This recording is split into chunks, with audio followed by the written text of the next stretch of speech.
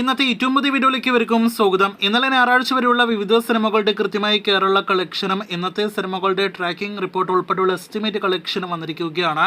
ആദ്യമേ ഒരു ജാതകത്തിലേക്ക് വരികയാണെങ്കിൽ ഇന്നലെ വരെയുള്ള 10 ദിവസത്തെ സിനിമയുടെ കേരള ഗ്രോസ് 6,08,00,000 എത്തപ്പെട്ടിരിക്കുകയാണ്.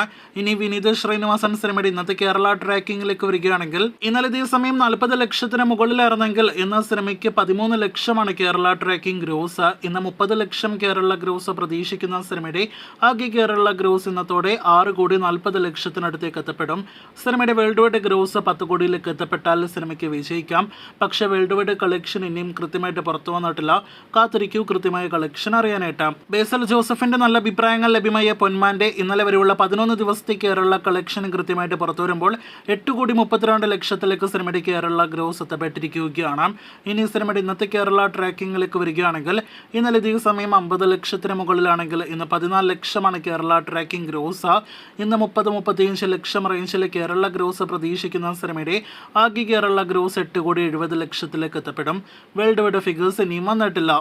ഇന്റർസ്റ്റെല്ലർ എന്ന സിനിമയ്ക്ക് ഇപ്പോഴത്തെ ആദ്യ തിങ്കളാഴ്ചയും മികച്ച ഹോൾഡ് നമ്മുടെ കേരളത്തിലെ തിയേറ്ററുകളിൽ നേടിയെടുക്കാനായിട്ട് കഴിഞ്ഞിരിക്കുകയാണ്. ഇന്നലെ ഇതേ സമയം 28 ലക്ഷത്തിന് മുകളിലാണെങ്കിൽ ഇന്ന് 22 ലക്ഷത്തിൽ പരമാണ് കേരള ട്രാക്കിംഗ് ഗ്രോസ്. ഇന്നും 45 ലക്ഷം 50 ലക്ഷം റേഞ്ചിൽ കേരള ഗ്രോസ് പ്രതീക്ഷിക്കുന്ന സിനിമയുടെ ആകെ കേരള ഗ്രോസ് ഇന്നത്തോടെ 2 കോടി ടച്ച് ചെയ്യുമെന്ന് പ്രതീക്ഷിക്കുന്നു. ഇനി ജോജി ജോർജ് സുരാജ് കൊമ്പോൽ തിയേറ്ററുകളിലേക്ക് എത്തിയ നാരായണീന്റെ മൂന്നാം മക്കളിലേക്ക് വരികയാണെങ്കിൽ ഇന്നലെ വരെയുള്ള സിനിമയുടെ കൃത്യമായി കേരള കളക്ഷൻ 72 ലക്ഷത്തിലേക്ക് എത്തപ്പെട്ടിരിക്കുകയാണ്. ഇന്നത്തെ ട്രാക്കിംഗ് കളക്ഷൻ 8 ലക്ഷം പിന്നിട്ടിരിക്കുകയാണ്. ഇന്നും 15 ലക്ഷം 20 ലക്ഷം റേഞ്ചിൽ കേരള ഗ്രോസ് പ്രതീക്ഷിക്കുന്ന സിനിമയുടെ ആകെ കേരള ഗ്രോസ് ഇന്നത്തോടെ 90 ലക്ഷം കടക്കുമെന്ന് പ്രതീക്ഷിക്കുന്നു.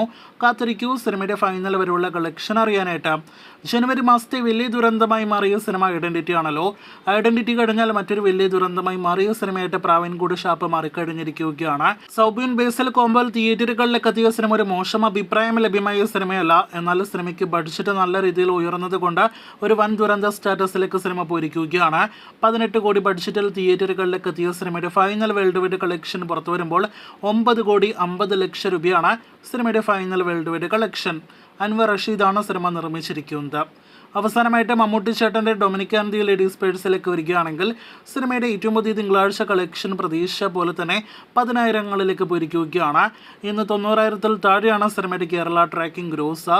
ഇന്ന് 2 ലക്ഷം കേരളത്തിൽ ഗ്രോസ് പ്രതീക്ഷിക്കുന്ന സിനിമയുടെ ആകെ കേരള ഗ്രോസ് 9,55,00,000 ഇന്നത്തോടെ എത്തപ്പെടും.